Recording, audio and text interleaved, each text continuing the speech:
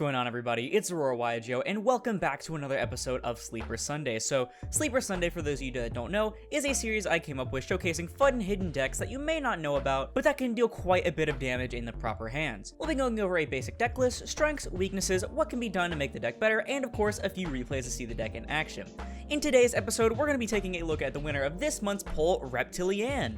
Y'all really like those reptile decks, huh? So, Reptilianne is an archetype of mostly dark reptile-type monsters used by Misty Treadwell in the Yu-Gi-Oh! 5D's anime that released in the TCG back in Stardust Overdrive in 2009, with the most recent wave of support being Burst of Destiny in October of 2021. The playstyle revolves around manipulating the attack of monsters on the field, especially your opponents, into zero. Then, they use these zero-attack monsters for a variety of different effects. They have a synchro-focused extra deck, for the most part, with a Legacy Link monster, much like Alien, that released in Duel Overload alongside a lot of other Legacy Link monsters. So that's all I can really say about the lore of the archetype, quote-unquote, as you can put it. So let's go ahead and actually jump right into the deck profile. So keep in mind, we're only playing like one Legacy Reptilianne monster in the main deck. All of the other ones are pretty bad, we're mainly just using the new support. So starting off, we have Reptilianne Coatl. So this is the first monster of the archetype, and the only three of that we actually play, because it's just really good. It says if you control a dark reptile monster, you can special summon this card from your hand. Then if your opponent controls any monsters with zero attack, you can special summon up to an equal number of Reptilianne monsters from your hand. You can only use this effect Reptilianne Coatl once per turn, and if this card you control would be used as synchro material for a reptile monster, you can treat it as a non-tuner. So this card has a lot of things going for it. It's a level 4 tuner, it can be used as a non-tuner, meaning you can literally use it with like any of your other monsters in your deck for any synchro summon. It gets you itself for free from your hand because almost all of the reptiles in your deck are dark, at least the other Reptiliannes are, and it can get you even more field presence if your opponent has monsters with zero attack. Overall, this is like arguably the only one that you really want to see in your starting hand in like every single game, because it's just really good for the deck. So next off, we have Reptilianne Yami, and this is where you're going to start seeing the card design get a bit too cautious for my liking for a deck like this. So Reptilianne Yami is a level 2 non-tuner reptile that says during the main phase, if you have a reptile in your graveyard, quick effect, you can send this card from your hand to the graveyard, then target a face-up monster your opponent controls and change its attack to 0. If your opponent controls a monster with 0 attack, you can special summon this card from your graveyard, and you can only use one Reptilianne Yami effect per turn, and only once that turn. So this card's design is weighed down by a few different things. So mainly, let's go over the first effect we have during the main phase. Basically, what this is trying to tell you is that you cannot use it to cheese out anything in the battle phase, and that whatever you're going to turn to 0, your opponent is going to just immediately get rid of it or use something else when they're swinging. On top of that, it has the audacity to have you require a reptile in your grave, meaning that it's not a hand trap that you can use when your opponent goes first. You literally have to wait until your turn, or if your opponent like conveniently rips reptiles from the top of your deck or in your hand or something. I mean, that does work in this current format with the Shizu tier going around, but that's like the only reason. Finally, the one effect per turn and only once that turn restriction is something that you're going to be seeing on another Reptilianne monster whose effect is bogged down by it, and it's just really frustrating considering that the card wouldn't even be that broken if any of these restrictions weren't on there, or like if at least one of these restrictions wasn't on there. If it didn't say during the main phase, you could at least use it when your opponent goes, and you can use it in the battle phase, and you can go ahead and cheese a free like damage calculation thing there. The having a reptile monster in grave is the one I would really have appreciated it being gone.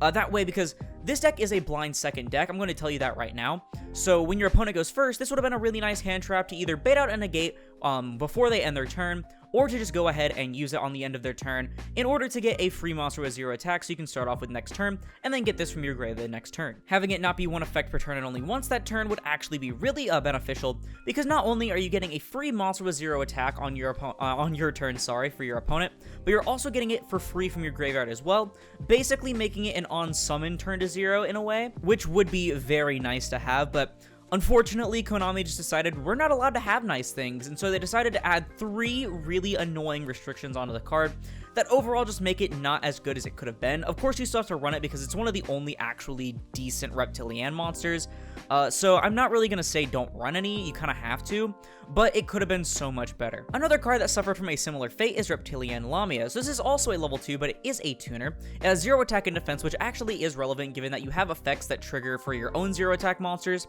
It says if this card is in your hand and all monsters you control are face-up reptiles, minimum 1, you can target a face-up monster your opponent controls, change its attack to 0, and if you do, special summon this card. Then take damage equal to that monster's original attack. If this card is sent to the graveyard as synchro material, you can target up to 2 face-up monsters in the field and change their attack to 0. This card sounds amazing, doesn't it? Well, Unfortunately, you can only use one Reptilianne Lamia effect per turn, and only once that turn.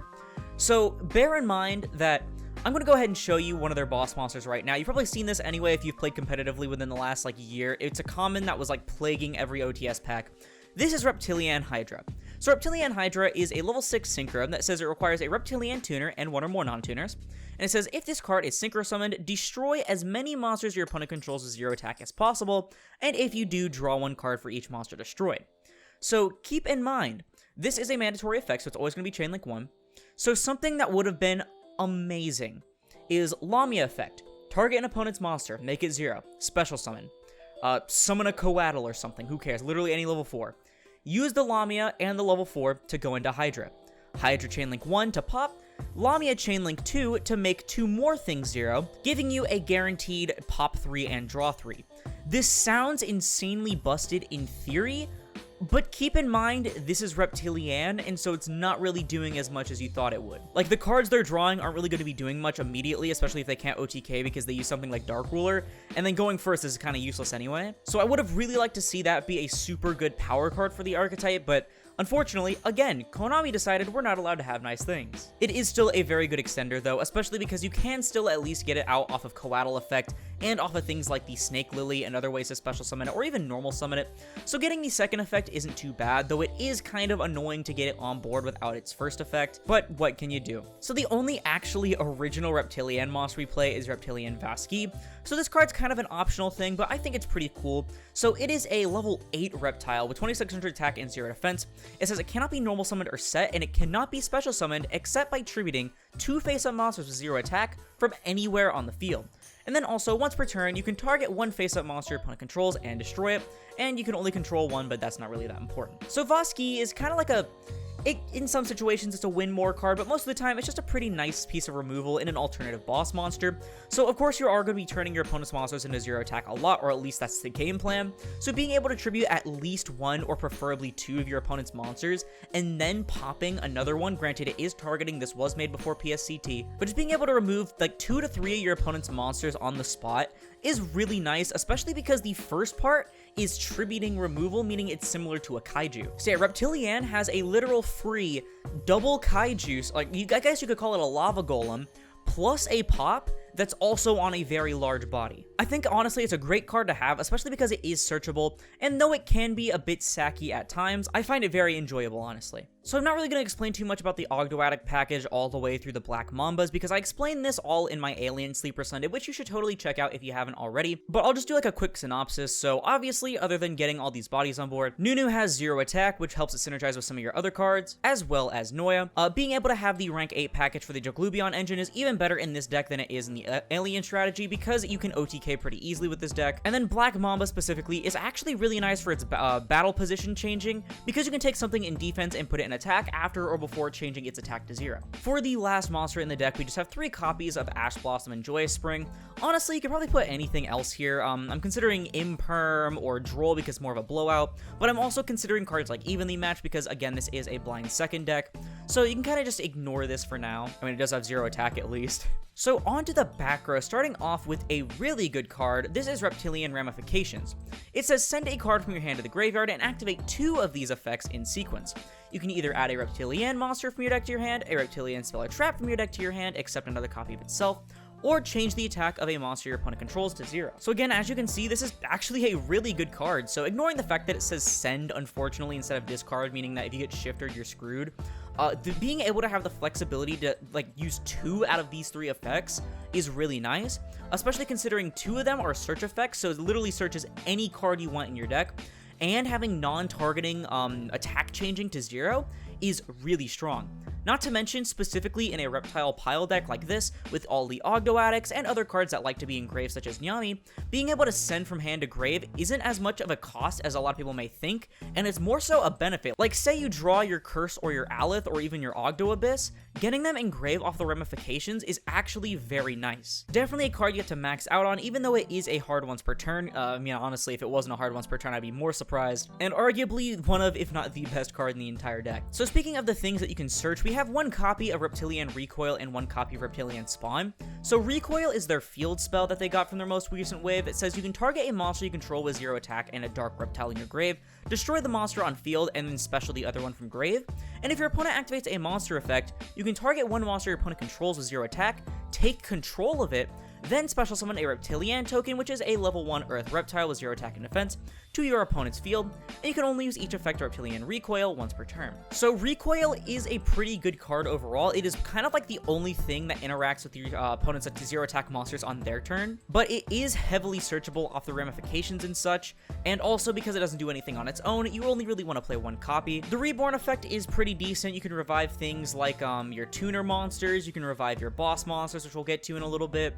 And then obviously the take control effect is really nice. It helped me win a few games against decks like Dogmatica Invoke Shaddoll, which I think I have a replay of that I'll get to. But being able to take something like Castor Fenrir and then get its trigger effect is really nice. And though you are giving your opponent a monster in return, it is a 0 attack monster, meaning it helps you synergize with some of your other things as well. Reptilianne Spawn is one of their older cards. It says banish a Reptilianne monster from your grave, special 2 Reptilianne tokens with the same stats, and that's really all there is to say about it. It's not a once per turn if you do want to play multiple copies, though I think one is all you really need because, again, it is searchable, especially in combination with ramifications. It is pretty damn good because you can just send a Reptilianne from your hand and then immediately banish it with the Spawn. This will give you immediate access to their Link monster, or just help you get bodies for any other things that you'd like to go into. More Ogdoadic cards up next. We have the 2 Water Lily and 1 Serpent Strike, literally the exact same as Aliens, not much to say. There's also 3 copies of Snake Rain because it's Snake Rain, 1 copy of Foolish because it's Foolish. We have 3 Dark Ruler and 3 Forbidden Tropla because this deck needs to go second and will have a hard time most of the time going through end boards without board breakers. And then we have the Singular Called By because it's Called By. That about does it for the main deck. Onto the extra deck. I already showed you Reptilianne Hydra. In the most recent wave of support, they also got a new synchro though, unlike, what Alien should have gotten, in the form of Reptilianne Melusine. So Melusine is a level 8 synchro monster with 2500 attack and 2800 defense. She's a pretty big body. She requires a reptile tuner and 1 or more non-tuners, and she says if this card was synchro summoned using only reptiles as material, it cannot be destroyed by battle or card effects. Once per chain, when your opponent activates a monster effect, except during the damage step, quick effect, you can target one face-up monster your opponent controls and change its attack to 0. If this synchro summon card you control is sent to the graveyard by your opponent's card, you can add a reptile monster from your deck to your hand. So here, ladies and gentlemen, is what you can see as the only going first play the deck has that doesn't involve things like recoil. The protection is really nice, and then being able to change everything to 0 essentially is awesome. Unfortunately, most decks have ways that aren't battle or card destruction in order to out your stuff. This card dies to things like Shurig or anything that sends, banishes, bounces, shuffles, places on top. Like, this card has a lot of different outs, though a lot of tier 2 and lower decks without cards like that can struggle against it. And even if they do manage to send it to the graveyard, you do get to add literally any reptile from your deck to your hand, though granted, considering they made you go first and they outed this by putting it in the grave, you're probably gonna die anyway because, you can add Nyami, make something else 0. She's not a bad card by any means. I really like the once per chain, and I also just love the protection in general, because again, it is really nice for both going first and for simplified game states, but I do kind of wish they had another synchro on top of this. We also have 1 Geomathmech Final Sigma to wrap up the synchros, so I was actually looking for a generic level 12 synchro that'd be good to put in here, and then I remembered Final Sigma existed, and so I decided to throw this in here. You can use your Coatl and any of your level 8 Ogdoadics to go into it, so it is pretty easy to access, and it's just a pretty good card for both simplified game states because it's unaffected and for going first. It's also pretty decent going second as well because of the double battle damage, especially when you swing into something with 0 attack. It's definitely something that you can interchange with anything, but I do like its addition in the deck. Onto the Xyz, 2 King of the Feral Imps, not much to explain there. One of the best cards Reptile has, period. We have the Draglubion package, which is even better in this deck than it is in the Alien strategy, because, you're going to turn things into 0 attack. Attacking for 9,000 over that is going to be insanely strong. And then onto the links, starting with our 2 Reptilianne Echidna. I did explain this in the Alien list, but it's even more important in this deck. So I'm going to go over it again. It requires 2 monsters, including a reptile monster. It says if this card is link summoned, you can target a face-up monster your opponent controls and change its attack to 0.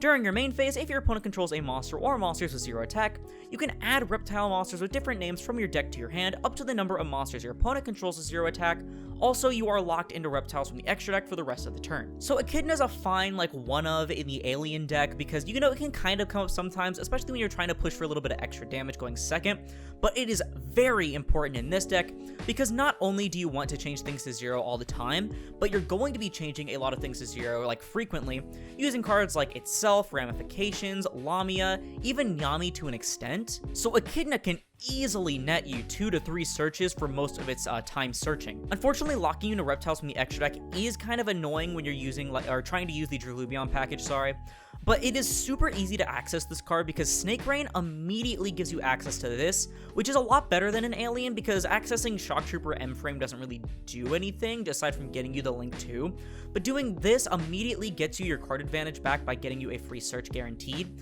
Not to mention cards like Reptilianne Spawn give you immediate access into it as well. Echidna is super good in this deck, and a lot of the time people will negate this card, and it's not hard to see why. We also have Phoenix and Unicorn for some extra generic or spot removal here, and then we have Appaloosa, which I don't think we ever go into. Honestly, might cut this card and change it for IP, and then access code to help you push for some extra damage when you can make it. That is it for the actual deck list, so here is all of the other Reptilianne cards that didn't make the cut, as well as just some other reptile cards that you could play. We have Medusa, which is completely outdated because it requires you to discard a card to make something 0 and have a tribute fodder to get it on board. Sela is kind of just an outdated Goyo Guardian. Gardna requires it to be destroyed. It's a when effect and isn't even a dark? What? Gorgon says after damage calc it makes something 0. That's pretty terrible. Viper is actually the only one I've ever played at any other point. This card's actually not that bad. It is 0 attack itself. It is a level 2 tuner. It says on summon, you can target one face-up monster your opponent controls with 0 attack and take control of it. So that's actually really good for going into your link plays, especially things like Echidna, because she says including a reptile, not only reptiles, which I think was actually the entire point there. But I'd rather be using them for synchro summons over going into the Echidna, because it's a lot easier to go into Echidna than your synchro monsters, and unless your opponent specifically has a level 4 or 6, it's going to be a bit difficult to get the proper level on your side of the field. Servant is one of the worst cards ever read in the entire game. Naga is way too slow for the modern format. Poison is really specific. I mean, like, Black Mamba just does this but better. Rage might as well not even be a Reptilianne card. Serpent Suppression kinda just has no purpose. You know, not only are you going second, so trap cards are kind of bad, but also, why would you prevent things from being destroyed by the best removal that the deck has? I know the point is to do more damage by swinging into the same monster over and over, but Reptilianne's not going to be OTKing very frequently with just their monsters. They're going to be OTKing with their Draglubion package and with their access code and stuff. You could also play the Vanguard of the Underground Emperor dude. It's really easy to trigger him in this deck compared to Alien because you not only have Snake Rain, but you also have Ramifications to send things from hand to grave. But there's kind of just no real point in playing this when you have enough things in the main deck anyway that you could play. And then we have Offering to the Snake Deity, which I actually just cut before this video, so it might be in a replay. But the main reason I cut it was because I kept seeing it, and I always want to go second, so seeing this makes it just a dead card. Well, guys, that does it for the deck profile. I actually carefully crafted this the best that I could over time. I think I've had this since the new support came out, and it was all over the place at first, much like how Alien was. It's not as much of a love child as as Alien was for me, though I have been putting a lot of extra care into this deck. I don't know, I just really love the reptile strategies, and I guess you guys do too, because this got like over Plunder Patrol, which I was very surprised about because Plunder was winning by like a landslide at first. I was already getting replays. I expected it to win. You know, it was kind of an obvious thing. But then suddenly Reptilianne just like edged ahead of it and then consistently stayed ahead, even as Plunder got more votes as well. And so it got to the point where I actually had to make Reptilianne replays in advance compared to Plunder Patrol replays. So all my Plunder replays went down the drain. But I am happy that you guys do like Reptilianne, even though it's basically the same way to play Alien, except going second and they have boobs, so I mean, what can I say? Next up, I'm going to do Venom as a meme, and you guys are actually going to want the Venom deck. But I'm not going to be talking about the deck profile too much longer. I am going to go ahead and throw us right into the replays, so if you guys actually do want to see the replays, like, as they were being done, I do have a completely unedited Twitch VOD up on my channel just a few weeks ago, or maybe even just a week ago, I don't know when this is going up, but I actually did a complete Twitch stream getting a large majority of these replays. We lost a lot of games with this deck, but we did win a few, and some of them were really fun to get. I had a really good time doing this with chat. They were really fun to hang out with. So yeah, if you did miss the live stream as it happened, you can totally go see, after you watch this video, of course, you can totally go watch as the replays were being done, and you can see my thought process behind certain things, as well as some really funny moments that may have happened while they were going on. But I'm gonna stop ranting for now. Let's go ahead and get right into the replays, and I'll see you when they're done.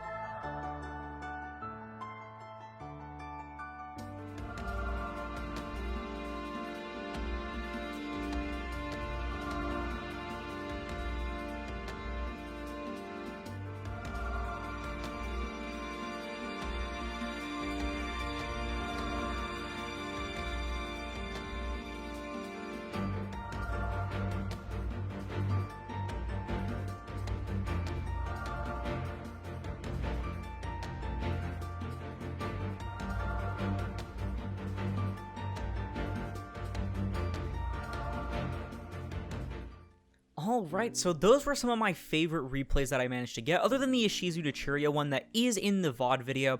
I did want to show it, even though I did lose, but I figured you guys don't really want to see me losing with the deck, but I did hold my own for a little bit. Also, fun fact, when I Hydra pop 3 drew 3 against that Castra player, his exact words were, "Suck a dick bastard," in the chat before he scooped, and that was like the funniest shit of the day to me. So yeah, now that you guys have seen how this deck performs against other decks competitively, let's go ahead and go into the strengths and weaknesses of the deck. So starting off with the strengths, Snake Rain in this deck is particularly strong compared to other Reptile decks because it gives you instant access to Echidna, which starts off your attack modulation early and getting you a free search to literally any Reptile from your deck that you want. It also helps you get immediate access to the Draglubion package, which again is super strong when you have any way to make something into 0 attack. Speaking of which, turning monsters to 0 attack is incredibly strong in the going second playstyle of the deck as a way to deal a lot of damage if they're not restricted by something like Dark Ruler no more, and it's a really great way of getting hard to remove monsters off the board by battle or by tributing it in the case of Voski. As you could probably see in a few of those games, Reptilianne Hydra is super explosive if she can resolve, even when only popping 1 to 2 monsters, as the removal comes with a draw that can give you more advantage and potentially build your board greater than it already was. Finally, as was the case with the Alien video, Reptiles are continuously just getting new cards all the time ever since Ogdoadic released, so the deck will constantly be able to change and evolve over time and adapt to different playstyles, as well as potentially getting more ways to either go first or second. So now on to the weaknesses now. So speaking of going first or second, this deck cannot go first. The best consistent end board you can make is like Harbinger Melusine, which doesn't sound terrible if you actually have more of a way to immediately use the monster's 0 attack as Melusine is changing them to 0. Recoil kinda makes up for this by being able to steal one of your opponent's monsters and replace it with a token, but that's assuming you have it on the end board, with it being a one of and only being able to be searched off the ramifications. Also, speaking of which, going second with this deck without board breakers feels like an actual nightmare. It's a lot like the Ojama Armed Dragon XYZ Sleeper Sunday build, though admittedly a bit less gimmicky and with actual plays even without the board breakers. Like in a few replays that I had that I ended up losing anyway, I was actually able to play it through at least a few disruptions, especially when it comes to Snake Rain, because the Ogdoadics are just really explosive. But if you don't have a way to get to Snake Rain, and you only have Reptilianne cards, you're kind of screwed if you don't have Dark Ruler, or even if you do have Droplet. Echidna locking you into Reptiles from the extra deck, with Synchros being the only other payoff of the deck, can be troublesome, especially because you can't access the Draglubion package after you use her. This will make it a lot harder to OTK, and admittedly, even when you break your opponent's board, a lot of decks can actually recur through that, and given that your own end board is probably going to be more things that have broken the board rather than actually setting up your own board, such as Melusine, your opponent's probably going to be able to play through it half the time. Finally, the amount of restrictions on cards like Lamia and Yami are absurd and wouldn't even break the cards, much less the deck, if they were removed. So with all of this in mind, how are we making Reptilianne better? So I feel like more of a payoff for the deck when going first would be really nice. Melusine is really cool, but on its own, it's very underwhelming and dies to any non-destruction removal. And I hate to say this as someone who thought Zeral was one of those cards that just slapped a floodgate on a struggling deck to fix it, but I think maybe something like a continuous trap or something you can search off of ramifications that maybe negated the effects of opponent's monster's 0 attack while you control a Reptilianne synchro.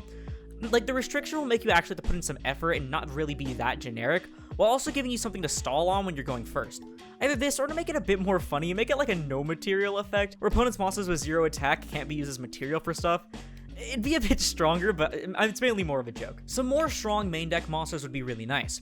The last few we got were actually really great, but they're the only playable ones out of the bunch of Reptiliannes. We're literally playing 1, 2, 3, 4, 5, 6, 7, 8 Reptilianne monsters in the main deck. With so few Reptiliannes in the main deck, it really feels like you're playing Ogdoadic Reptilianne Hydra control. Another level 4 non-tuner, maybe one more level 2 tuner would be awesome.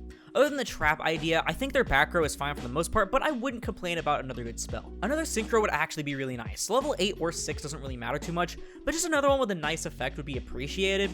Maybe something that on summon can make everything 0, but only let you attack with reptiles or something. If that is the case, the aforementioned trap would probably have to be changed or not added, but this would help with the OTK potential significantly when you're locked into reptiles by Echidna. Given that they already have 2 synchros unlike Alien did, I wouldn't even mind if they got a Link 3 instead though, because I found myself in situations where Echidna just kind of sits dead on the field because there's nothing to climb into after that, so that would be a little bit better. Finally, any newer support that the deck receives from here on out just should be given a lot less restriction. Like, the one effect per turn clauses on Nyami and Lamia are incredibly annoying, as is Nyami's requirement to have a reptile in your graveyard to activate, making her dead on turn 0 when your opponent starts.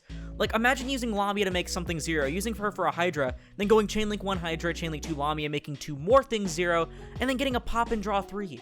Like, why can't we have nice things, Konami, please? So even if the effects aren't as good as something like Lamia, just less restrictions on a deck that's already struggling enough would be really helpful, Konami. But with all of that out of the way, I think that's all I have to say about Reptiliannes.